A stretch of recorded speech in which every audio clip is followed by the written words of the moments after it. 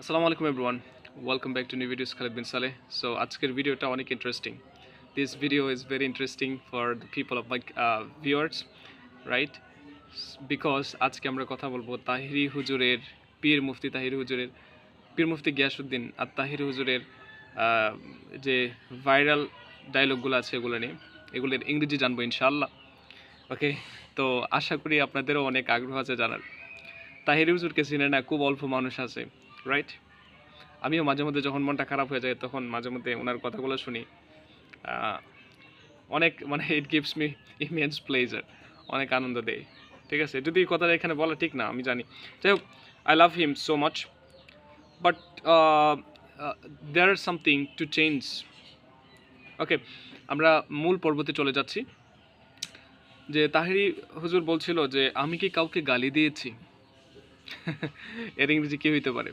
আমি কি কাউকে গালি দিয়েছি? আসলে গালি দেওয়া ইংলিশ হচ্ছে অ্যাবিউস বা ইনসাল্ট। ওকে, অ্যাবিউসটাই একদম আক্ষরিক অর্থ। তো আমার এটা ইংলিশ হবে হ্যাভ আই ইনসাল্টেড এনিওয়ান? আমি কি কাউকে গালি দিয়েছি? কিংবা হ্যাভ আই অ্যাবিউসড সামওয়ান বা এনিওয়ান? আমি কি কাউকে গালি দিয়েছি? ইনসাল্টেডও ব্যবহার করতে পারেন, তারপর হচ্ছে অ্যাবিউসড ব্যবহার করতে পারেন। এখন প্রশ্ন হচ্ছে, আপনাদের প্রশ্ন থাকতে পারে যে ইনসাল্টেড এটা পাস্ট টেন্স কেন? যেহেতু গালি দিয়েছেন বা দিয়েছি, ঠিক আছে, চ চি চে present present perfect tense, right? এই কারণে আমি হ্যাভ আই, যে হ্যাভ প্লাস ভার্ব থ্রি। ওকে, এটা গ্রামাটিক্যালি। তো আমি গ্রামারে আর চাচ্ছি না, ঠিক আছে? গ্রামার নিয়ে সবাই আলোচনা করে, আমি চাচ্ছি যে স্পোকেনটাকে কীভাবে how to represent beautifully, how to represent beautifully the spoken course for the students of my country. So extremely sorry, মাঝে মধ্যে এক্সাইটেড হয়ে যায়।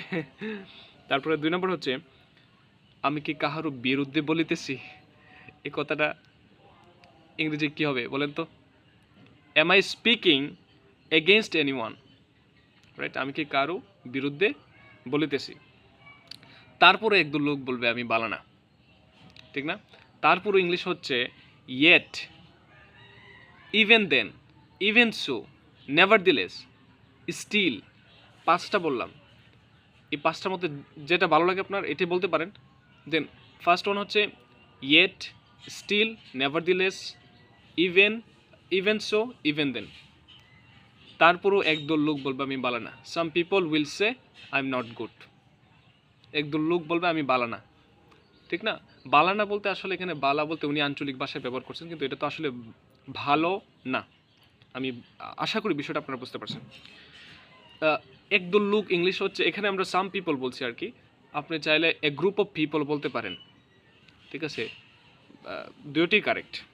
ওকে, তারপর 3 নম্বর হচ্ছে, আমি নোট করছিলাম বাংলাগুলা, ইংলিশ সহ নোট করছি, কারণ হচ্ছে দেখা যায় ওই ভিডিওর ধারাবাহিকতা রক্ষা করার জন্য এই কাজটা করা আর কি। তারপর হচ্ছে যে আমিও বলি, আমি তো বালা না, বালা লইয়া থাইকো। আমিও বলি, I also say that I am not good, stay with goodness, বালা লইয়া থাইকো। আমিও বলি, আমি তো বালা না, বালা লইয়া থাইকো। আমার কাছে, আমি অনেক দিন ধরে ভাবতেছি যে এই ভিডিওটা বানাবো, ঠিক আছে? 4টা বাক্য হইতো, হ্যাঁ ঠিক আছে।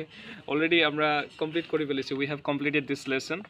সো আজকে এই যে তাহিরি হুজুরের ভাইরাল ডায়লগগুলো নিয়ে ইংরেজি একটা ভিডিও মেক করলাম, আপনাদের কেমন লাগছে? How do feel after making this video?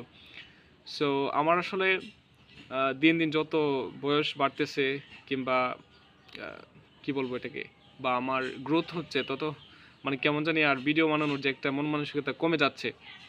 So বেশি বেশি রাইট ডাউন ইউর কমেন্ট, যত বেশি কমেন্ট করবেন, ইন্সপায়ার করবেন, হয়তো বা ভিডিওতে আসা হবে ইনশাল্লাহ। আর আরেকটা কথা হচ্ছে যে অনেকে আমাকে পরামর্শ দিয়েছেন, একটা ভিডিওর মধ্যে আমি বলছিলাম যে একজন শিক্ষার্থী হিসেবে উত্তম কোন পেশাটা আমার জন্য উত্তম হতে পারে। অনেকেই টিচার লেখছেন, অনেকেই 2জন বিজনেস লেখছেন, ঠিক আছে? অনেকেই আবার একজন লেখছেন মোটিভেশনাল স্পিকার, আর 4-5জন হচ্ছে খুব দূরদর্শন নিয়ে বলছে যে এটা it depends on you, what you love to do. তুমি যেটা পছন্দ করো এটাই করো। এবং ইসলাম আমাদেরকে একটা রেস্ট্রিকশন দেয়, absolutely you have to do something which is হালাল।